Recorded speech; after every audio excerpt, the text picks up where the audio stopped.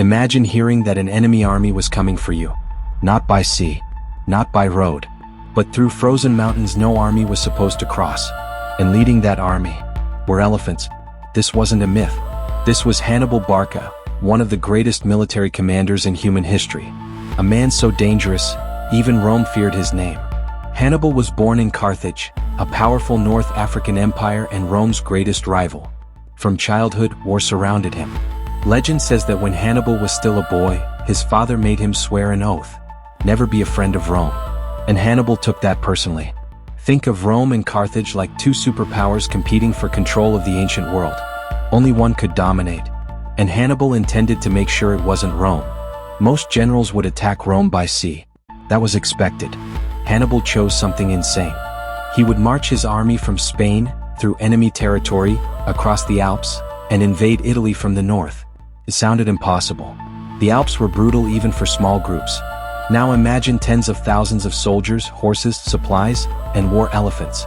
Snowstorms, starvation, falling rocks, freezing temperatures. Many soldiers never made it, but the survivors came down from the mountains like ghosts. Rome couldn't believe it. It was like seeing an army appear out of nowhere.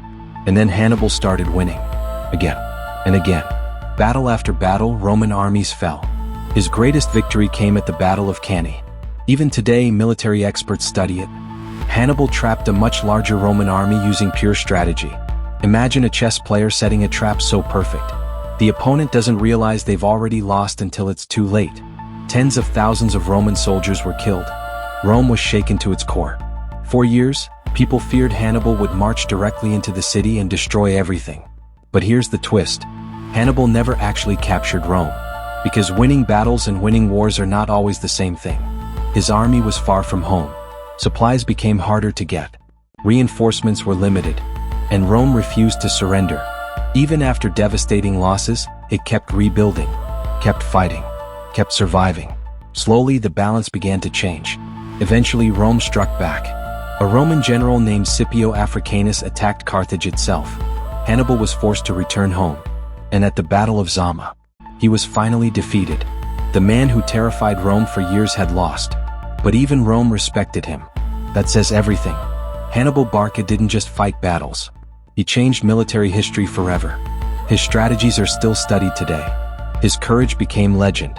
And his march across the Alps remains one of the boldest military moves ever attempted.